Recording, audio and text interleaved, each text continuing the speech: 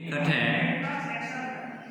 School बंद है और आप लोग घर में हैं। इसके बावजूद भी आपके विद्यालय प्रशासन आपकी समुचित शिक्षा की व्यवस्था ऑनलाइन कर रहे हैं। इस कड़ी में हम आपको सभी विषय ज़्यादातर अंग्रेजी, हिंदी और ग्रामर पढ़ाने की कोशिश कर रहे हैं कि आपकी शिक्षा बाधित ना हो।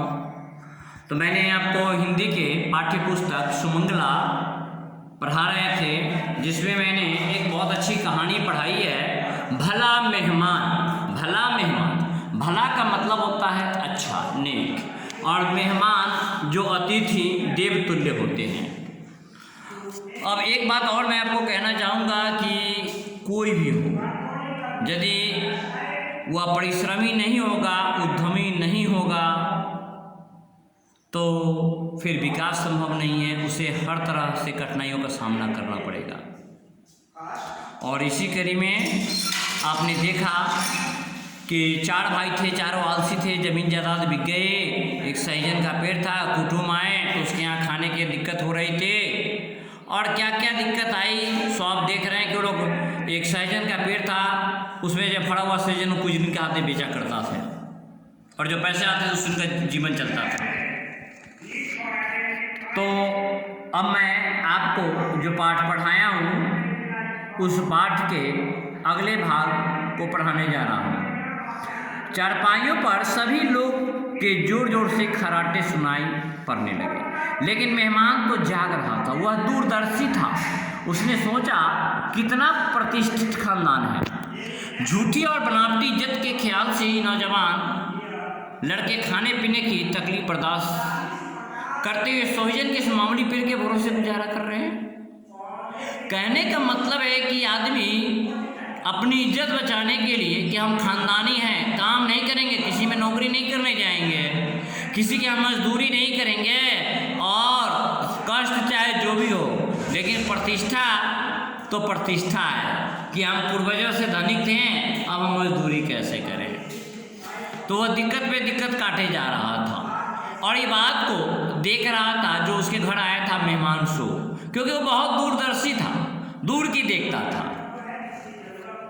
और वह मेहमान जो था चुपचाप उठा, बरामदे के कोने में पड़ी हुई कुल्हाड़ी उठाकर बिना किसी आहार के बगीचे में सहजन के उस पेड़ को नजदीक पहुंचा। उसने पेड़ को जड़ से काट कर गिरा दिया।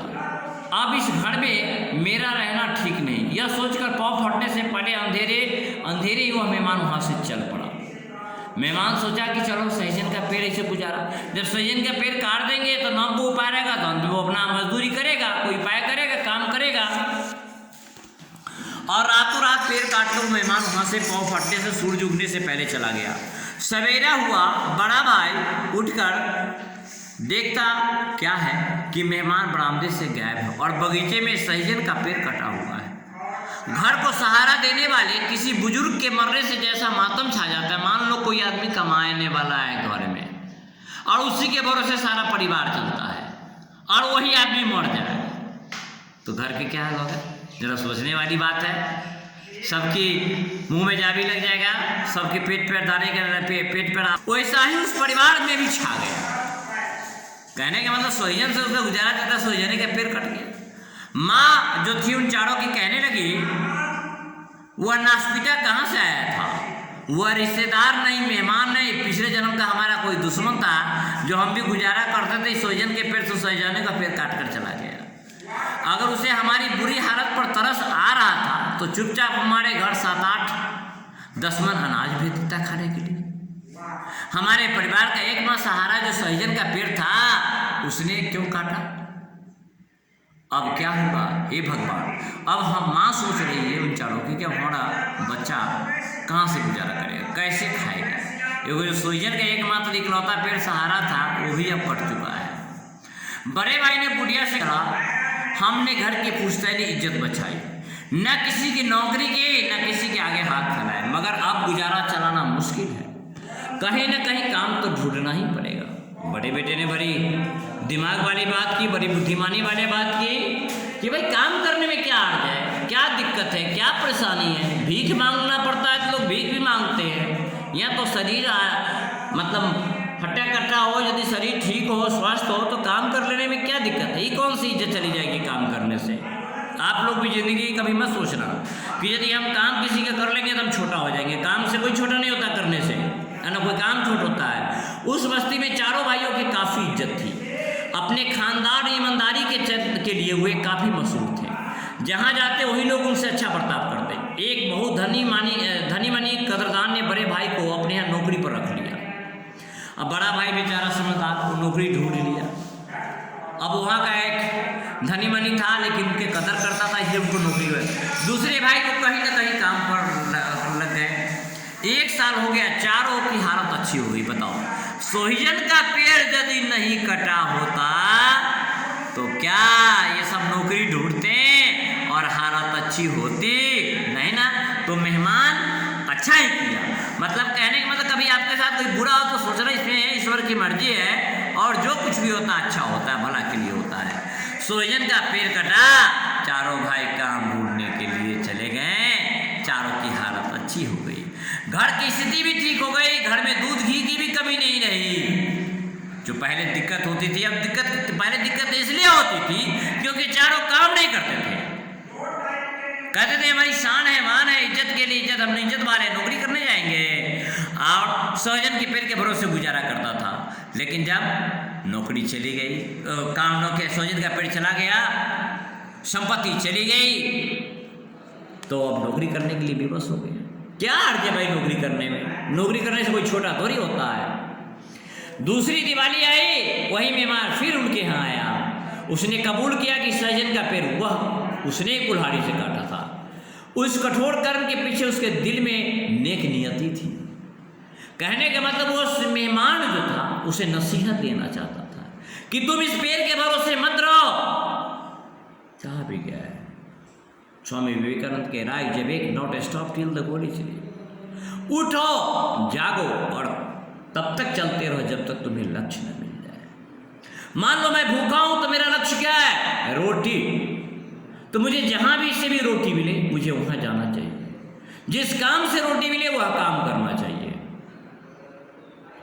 जबकि वो चारों भाई सोहिजन के पेड़ के सहारे रहता था कि उससे हमको गुजारा होगा, और दिक्कत से गुजारा करता था। लेकिन जब वही मेहमान काट दिया एक सहारा, तो फिर अपने दम पर आ गए, अपना अपना काम ढूंढने लगे। इसमें उस मेहमान की नेक नियति थी, भलाई थी। नेक नियति मतलब अच्छा मनोकामना थी उसकी कि ये लोग काम करें, कमाए, बढ़िया से रहे, न कि दुष्टता थी। घर के लोग भी यह अच्छी तरह जान गए हैं कि मेहमान भला आदमी है, इसलिए तो टाइटल का नाम भला मेहमान है। और उन चारों भाइयों ने बहुत प्रेम से उस भले मेहमान की खातिरदारी की, खूब सेवा की, और विदा करते समय कहा, उस दिन आपने सोहिजन का पेड़ नहीं काटा होता, बल्कि हमारी काहिली और बदकिस्मती का काट कर आपने सोहिजन का पेड़ नहीं काटा, बल्कि हमारे मन में भ्रम जो बैठा हुआ था कि हम खानदानी हैं, हम काम नहीं करेंगे, काहिलपनी थी, काम चोरी थी, हमारी जो बदकिस्मती थी उसको ही आपने काट कर फेंक दिया। आपने बहुत भला किया, हमारा किस्मत चमका दिए। अगर आप हम पर तरस खाकर 8-10 मन अनाज हमारे घर भिजवा भी देते तो हम और नीचे गिर जाते, आपके बोझ तले रहते और बुद्धिल बन जाते। और बुजदिल इंसान का कहीं भला नहीं होता है। खुदगर्ज होना चाहिए, अपने आप में संघर्षशील होना चाहिए, क्योंकि परिश्रम और संघर्ष दो ही चीज़ आदमी को आगे ले जाता है। आपने हमारे बगीचे का पेड़ गिराकर हमारी गिरी हुई किस्मत को भी ऊंचा उठा दिया। दुनिया में भाई बंधु तो हो, लेकिन भाई बंधु हो तो ऐसे हो आप जैसे कि आप नसीहत दिए और करके दिखा दिए। तो बच्चों, आपको इस कहानी से क्या शिक्षा मिली बताइए? आपको इस कहानी से यही शिक्षा मिलती है कि हमें समय के साथ परिस्थिति के अनुसार बदलनी चाहिए। कोई भी काम छोटा नहीं होता, कोई भी काम बड़ा नहीं होता। काम करने में कोई लाज शर्म संकोच नहीं करनी चाहिए। जब अमीर था तो अमीर था, लेकिन जब गरीब हुआ तो उसे काम करने में शर्म आ रही थी, सोहिजन के सहारे जी रहा था। अरे भाई, काम करने में क्या दिक्कत है? लेकिन जब वही सजन का पेड़ कट गया तो काम पे लगे तो फिर से अमीरी आ गई, फिर से बढ़िया हो गए।